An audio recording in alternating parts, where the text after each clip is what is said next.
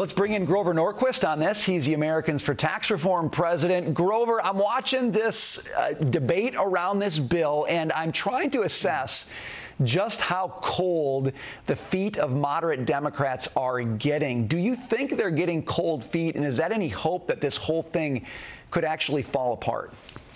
Well, we're certainly seeing that with both Manchin stepping back and saying, let's do this, the big bill, the 3.5, which he thinks should be 1.5.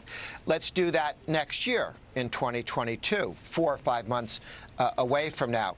Sinema, the senator from Arizona, has said, we just can't do this massive power grab that the Democrats want on pharmaceuticals, on drugs. It's basically would end American leadership on drugs because we'd tax it so heavily.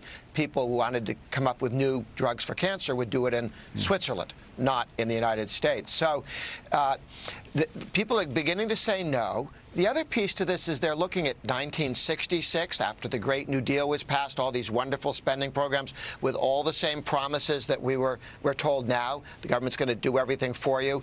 We spent $27 trillion. It's not sure you can show very much that we accomplished because of the Great Society.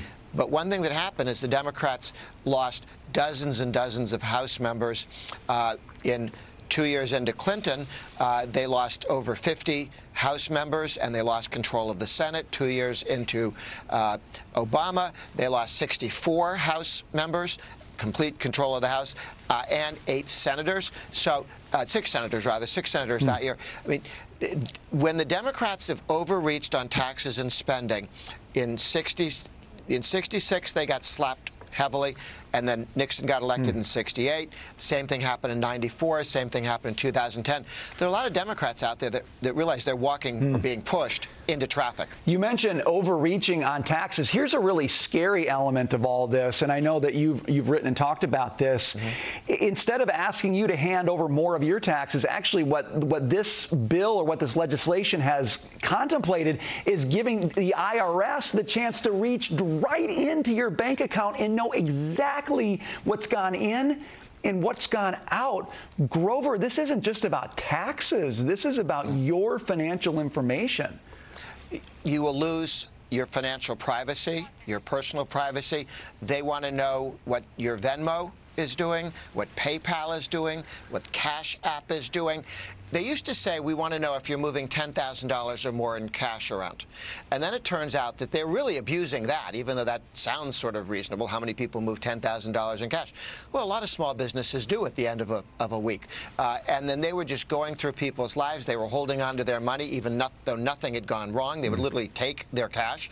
They're now talking about not $10,000, $600, not a $600 check, $600. If you have $600 in your account, they want to know everything there is to know about that account. And they don't keep secrets very well at the IRS. There were 1,000 tablets or computers, laptop computers, that they gave to contractors. They can't find 84% of them. They're not sure if they were turned in. They don't have them. All the secret data was on that. That's going to be your data that's being shared with the world. Yeah, they're promising, don't worry, we're going to take the data, but we're not going to use it to scrutinize you. People will believe it when they see it, and they don't want to get anywhere near it. Grover Norquist, thanks so much for being with you today. Appreciate it. Thank you.